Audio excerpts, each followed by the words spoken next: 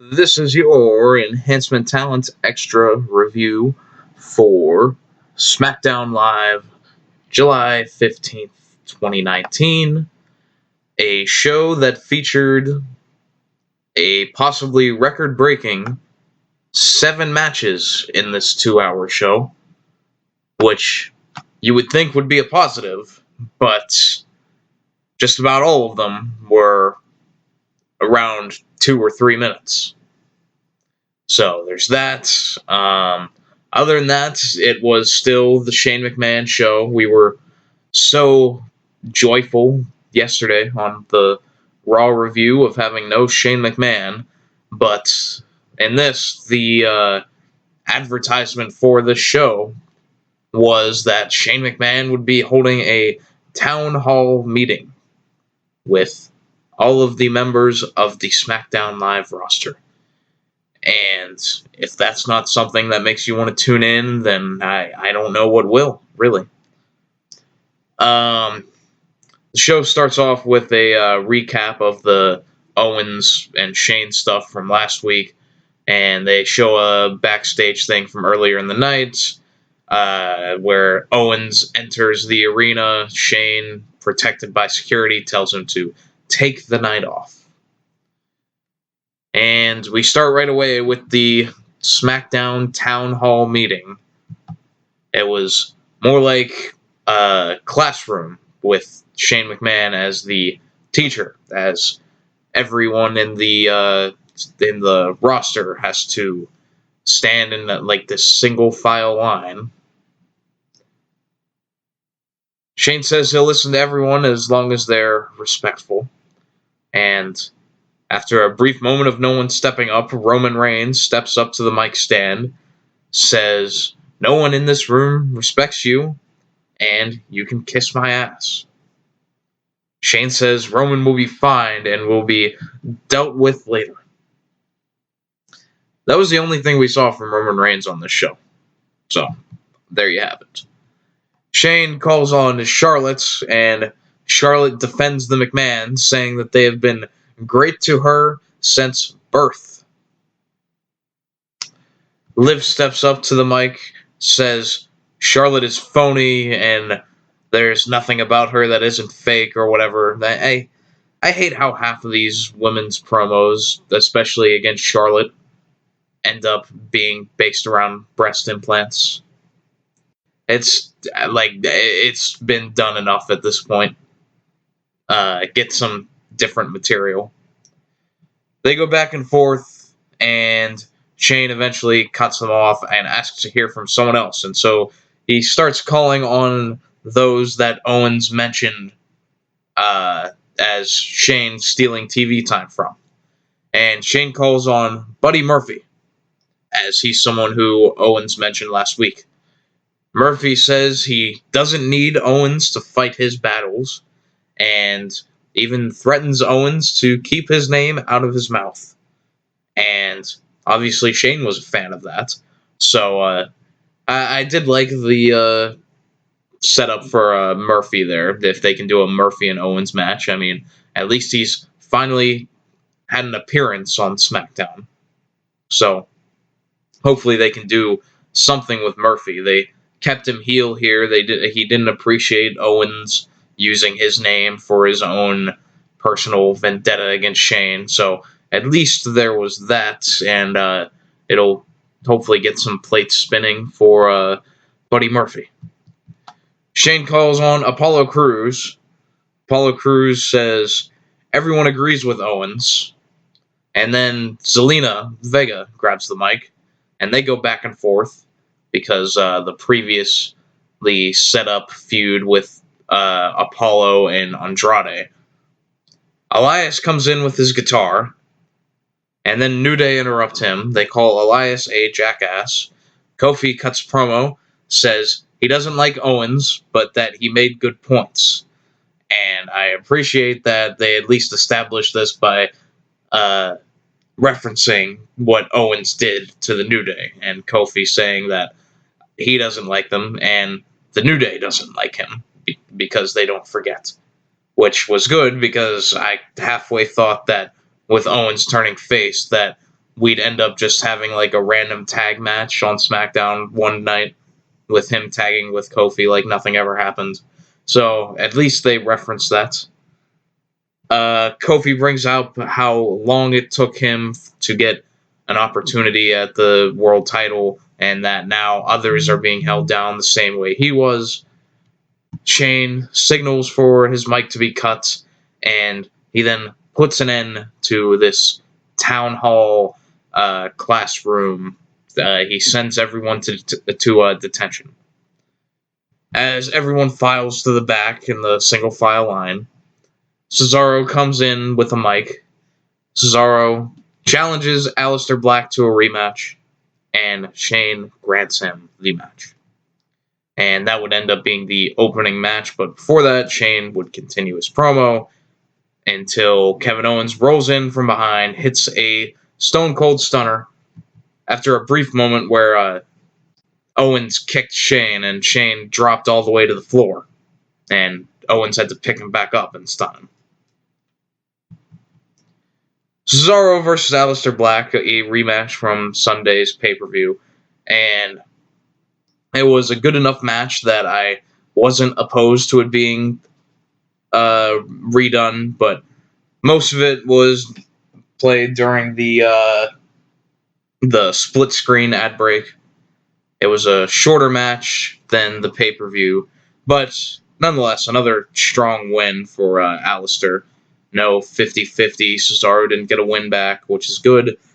Aleister wins with a black mass, which Cesaro sold so great because he had his mouthpiece drop out of his mouth, and it just looked like it was a legitimate knockout just by the look in Cesaro's eyes. It just looked great. There's a backstage segment where Dolph Ziggler asks Shane McMahon for a main event match with Owens, and Shane approves if he can get Owens to show back up, as he theorizes that Owens is long gone by now. They show a WWE.com interview with Daniel Bryan after his Extreme Rules match, where they lost the tag team titles. And he is absolutely incensed, saying he failed, and he failed in his goal to take those swiveling hips idiots of the tag division to the top. He wanted them to main event WrestleMania, and he failed. And now he says he has to do something he's never done before. And that's our tease for the announcement that Daniel Bryan will make later in the show. We had Charlotte versus Liv Morgan, the first time we've seen Charlotte in action in a while. And Liv's first time on TV since WrestleMania, I think. And I said it when they did when Sarah Logan was on Raw last week, so I'll say it here, is that Liv still has Ruby Riot's theme, even though they are not a group.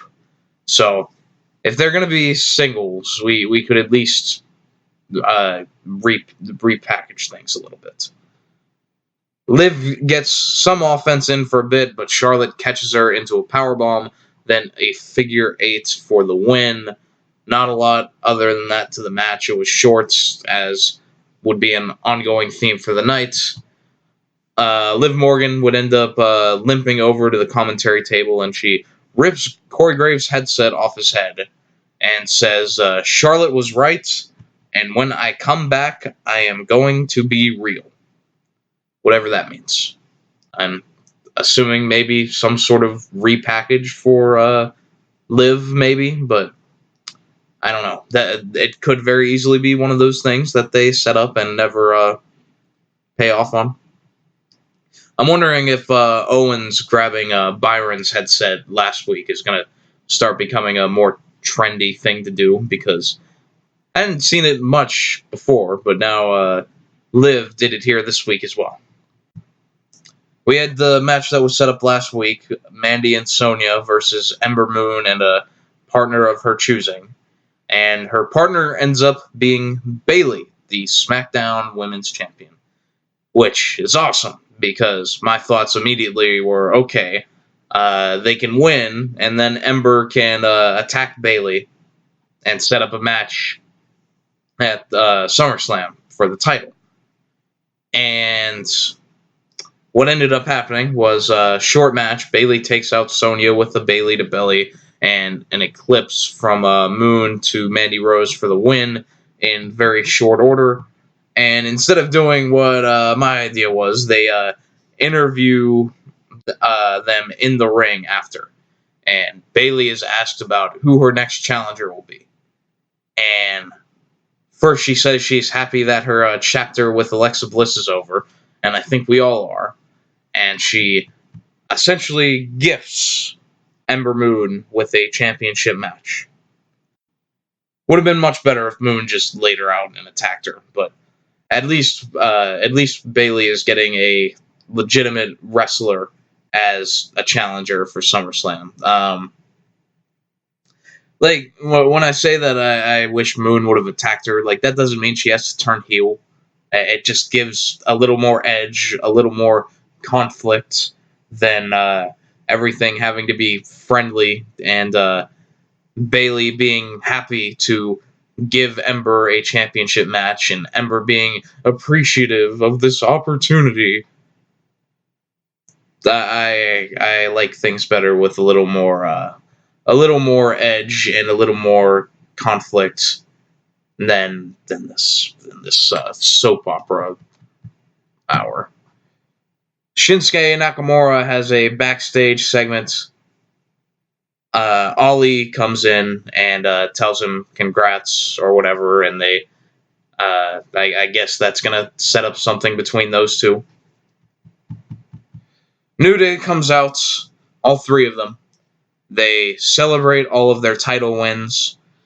Kofi calls themselves the African American Leprechauns because at the end of the rainbow, they have all the gold.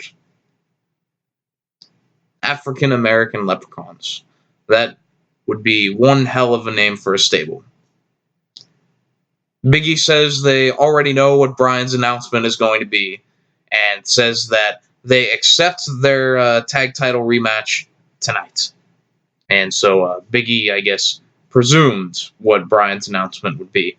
But Bryan and Rowan come out, and Bryan goes to say something. He walks to the back. Then they come back out. Bryan's about to say something. Leaves. Comes back. Drops the mic and leaves again. So, I guess we're left wondering what the possible Daniel Bryan announcement actually is, because it was promoted as a career-altering announcement. So, I'm not sure what it could be building to. Hopefully it's not Daniel Bryan going to 205 Live like I've seen other people suggest. That would be one of the worst decisions in the history of bad decisions. So I'm dreadfully hoping that they don't send Daniel Bryan to the frickin' Cruiserweight show. But I'm interested to see what they do with Bryan. The promo that they showed after the Extreme Rules show was really good, and I've said on this show multiple times that I believe Bryan right now is the best heel in wrestling today. So I'm excited to see what they end up doing with him. But that would not end this segment, as Samoa Joe comes out with the mic. Joe challenges Kofi to a title match tonight. He's trying to make it 9 times that he's failed to capture a WWE title. Joe challenges Kofi. Elias interrupts. He also wants a title match. And then Randy Orton interrupts because he also wants a title match. And so Elias, being the peacekeeper here, says all of them can't get a title match tonight, but instead challenges New Day to a 6-man tag match. New Day accepts, but then Orton says, 6-man? Nah, I'm good. And he goes to leave. But Kofi says, Randy is supposed to be a Viper, always up and ready to strike. but now he has gone limp. That angers Orton enough. The penis joke angered Orton enough to go down to the ring for the match. And they have a fine 6-man tag match. This was probably the longest match on the show. And it couldn't have gone much more than 5 minutes. The match breaks down. Woods and Big E get taken out on the outside. Kofi hits the Trouble in Paradise on Elias, but Orton, the legal man in that situation, swoops in for an RKO out of nowhere to pin the champion. And surely this is to set up their match at SummerSlam, which is the match I wanted to see, personally. I think Kofi needs a big win against someone of the stature and has the credibility that Randy Orton has. Kofi's title run has been very underwhelming because of his challengers, mostly. I mean, he faced Owens once, and that was after he turned heel. And that was probably like the best angle they did with the whole thing with the New Day, but even that had its flaws. And then the 2 matches with Dolph Ziggler were absolutely brutal. And then his last match against Joe, nothing to it. It was a disappointment. And Joe, we never even thought for a moment that Joe was going to win that match, let's be honest. So Orton, there is legit reason to believe that Orton could win this match. Shall it happen? People have theorized before that when WWE moves into the Fox deal, that they would want someone like a Brock Lesnar or Randy Orton, someone who is a well-known name, who has years and years of credibility, to be their top champion. So there is legitimate reason to think that Orton could beat Kofi for the WWE title. And so that adds the drama that is needed in Kofi's title reign. Even if he doesn't win, at least it'll be a good match to go out on. And if he does win, then it will hopefully propel his run that much further, because to this point, it's been mostly lackluster, I would say. And so, other than that, I mean, I don't like the typical challenger pins champion in a tag team match to set up the pay-per-view match. I don't really ever like that. I wish that the champions would not be pinned on television in non-title matches and keep them strong, and then keep their challengers strong. So then at the end, you have 2 people that have all that forward momentum clashing in a big match at the pay-per-view. But now we've already seen Orton pin Kofi, which I'm not a fan of, but the destination is what I wanted. The journey to get there, maybe not this far, but I'm interested to see what they do with Kofi and Randy. They have the obvious history of back in 2008 or 2009 when Kofi's push was snuffed out by Randy Orton because Kofi messed up a spot, and so Orton yelling the stupid at him after planting him with the most vicious RKO I've ever seen. So there's history there. So, and the other reasons I mentioned, that Kofi needs a challenger like Orton to elevate his title run. So I'm excited to see that match. And on top of that, I think those 2 can work really well together. I don't think they've done a ton together, especially recently. There was the Gauntlet match. I know Orton and Kofi did a little bit, but I think with a full pay-per-view match, I think that they can do some good stuff together, with Kofi being as athletic as he is, and Orton being as great of a wrestler that he is when he's motivated. So I can see this being a sleeper match on the SummerSlam card, should it happen. R-Truth is hiding in a washing machine. Carmella comes in and locates Truth, wondering how the hell he even got in this thing. And Carmella says that they're going to hide in plain sight at Comic-Con. And there's a confusion there because R-Truth assumes that Carmella is calling him a con. And R-Truth says that he paid his debt to society and he did his time. And that was about it. R-Truth got out of the washing machine after face planting, getting out of it. And they go to Comic-Con, I guess. Cool. I guess we're gonna have segments with them at Comic-Con. Like maybe Drake will come in, and we'll see if he can recapture the 24/7 championship. So here we have the Kabuki Warriors, Asuka and Kairi Sane, versus the Iconics. They're finally getting their match for the tag titles. And there's a brief flurry by Asuka beating up Billie Kay, I think. And she gets tossed out of the ring. And so she gets up at the apron, and it's at like a count of 7. And then Peyton and Billie both, they have the light bulb moments where they just realize, well, we can just not get back in the ring and get counted out and keep our titles. And so Billie gets off the apron.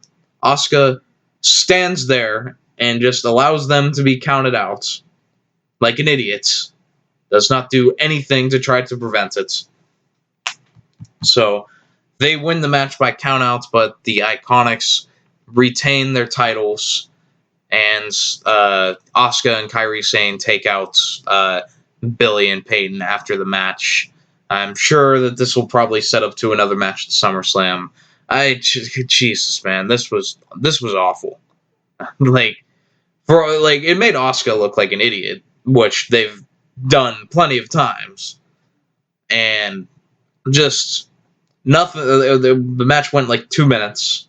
There was no reason for it to happen. There's not even a reason for these tag titles to exist. There's like 3 tag teams, and 2 of them are in this match. And one of them is a makeshift team that was thrown together and managed by Paige for whatever God unknown reason. Just not into it. And it's just so strange to look back just this year, the beginning of this year, at the Royal Rumble. Asuka tapped out Becky Lynch clean to retain the SmackDown Women's Championship. And after that, she ended up losing it to Charlotte on the SmackDown like 2 weeks before WrestleMania, so that they could add it to the triple threat with Rousey and Becky Lynch, and just leaving Asuka with nothing. And then after that, she never got a rematch against Becky Lynch, even though she beat her clean at the Royal Rumble. She never got another chance to get her title back. Instead, she disappeared until finally doing this. Like, when's the last time Asuka has even had a singles match? Like, really? This just annoys me. Asuka is one of, if not the best wrestlers on that whole roster, but they just insist on pushing the women that aren't as good wrestlers as the ones they're not using. I'm just not into it. We had Apollo Crews versus Andrade. Andrade attacks Crews before the bell. The match starts. Andrade hits the knees in the corner. He pins Apollo, but Apollo rolls him up for the win. This made Andrade look like shit. Like, he attacked him before the bell, had the upper hand, and then still gets rolled up and loses in a couple minutes. Yeah, this made Andrade look like absolute garbage. And to Apollo Crews, no less, who's done all of absolutely nothing for the past 2 years, 3 years, however long he's been on the main roster. So, I'm sure Andrade will get his win back, but who really cares? Who really cares? Like, that'll be the 50-50 thing, and Andrade will get his win back, and whatever. I'm over this. We had Ziggler versus Owens in the main event.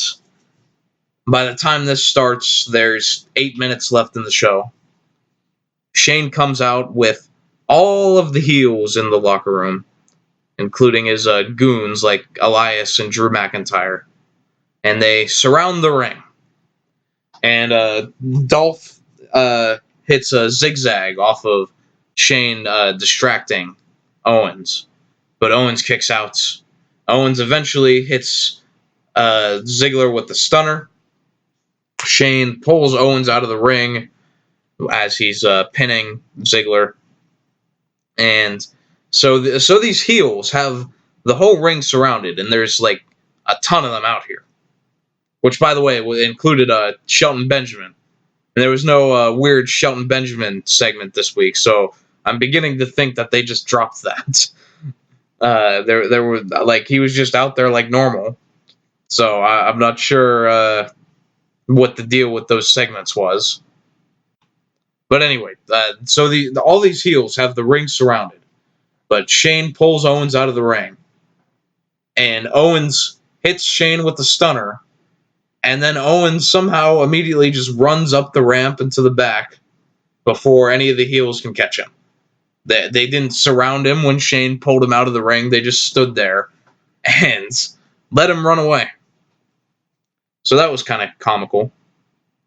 And after that, the interviewer, I forget her name, but she, as Shane McMahon is, I found this funny. Like, Shane McMahon is on the ground recovering from the stunner, and she crouches down to Shane and asks like whatever question. I think she said like, well, whatever you were planning didn't go as you planned, and Shane just said that Owens will pay for that. So that's our enticement into next week, is that Owens will pay for making a fool out of Shane McMahon, hitting him with 2 stunners in one night. I don't know, man. I was into this last week because Owens' whole thing was awesome. But this is still the Shane McMahon show, and I just can't get over it. The whole Shane-centric show, and all of these heels just blindly following McMahon, I'm just not into it. And I wish that Owens would just take out Shane for good and that we don't have to see him anymore. But it's at least going to be until SummerSlam, where I'm sure they'll do a Shane versus Owens match. And hopefully we can get through these, whatever it is, 3 weeks and just get it over with and get Shane the hell away from our televisions. Because I am far removed from having any interest in anything Shane McMahon is doing. But, I mean, hopefully by the end of this, it'll make Owens feel like a big star and he can have his big babyface run. But I'm just not feeling it with the Shane storyline. I liked the stuff last week. This week, it just seemed like, I don't know, maybe like the law of diminishing returns. Just not as into it. But, and that's not Owens' fault. He did everything fine. But that was all of SmackDown. 7 matches in 2 hours. Each one of them, at most, went 5 minutes. And I will give them that at least there was some storylines and possible matches that were set up for the future, like Buddy Murphy and Kevin Owens. Like, if they really wanted to do something cool, they would just have Buddy Murphy have the match for Shane at SummerSlam and let Buddy Murphy and Owens just go out there and tear the house down, because they're 2 actual wrestlers, and Buddy Murphy is a very good wrestler who could have a great match with Kevin Owens in the spots that Shane McMahon would be doing it in. But instead, we're going to get Owens versus Shane. And even if Owens wins, it's still taking that spot from someone who could use it. Shane, that is, the spot that Shane's in. Other than that, they set up Randy Orton and Kofi for the future, which I wasn't a fan of how they did it, but I'm into the match. I'm excited for it. The Daniel Bryan stuff is intriguing. Liv Morgan could get repackaged. That's something that can at least... there's at least room for advancement week to week, which is more than we can say sometimes. So at least there's that. I thought overall this was an okay show. Not much more than that. The match layout, like, they need to just... If they just did things differently, if they rotated people in and out week to week, and then you could have, like, on a 2-hour show, you should be able to have 5 decently length matches. I mean, NXT has an hour on TV weekly, and they get at least 3 good length matches in. And I understand it's the main show, it's the mainstream, that you have to appeal to that, and you have to do the promo segments more than you do in NXT, but you should still, in 2 hours, be able to get like 5 decently length matched. And in this case, we got 7 matches, and they were all sub 5 minutes practically, and maybe 1 was above. So if they just did it differently, where you have Randy Orton there one week, and then the next week he's not there, well, they basically do that with Randy Orton half the time already, but you know what I mean. You don't have to feature the same people. You can rotate them in and out so that each week, for one, it would be different, and it would be a more fresh matchups, because you're not running through everyone, and the main guys aren't there every week, and the wild card rule ruins that, and the Shane McMahon stuff ruins that. But hopefully, post SummerSlam, we can start getting into that. We can get a defined draft and a defined roster, and just move on from there. But yeah, nothing too special on this show. Nothing really even worth watching if you didn't see it. But yeah, that's all I have for this week. I guess we won't be back until Monday's Raw. So until then, do all that YouTube stuff, subscribe, like, comments, whatever you want to do or don't. Until then, later.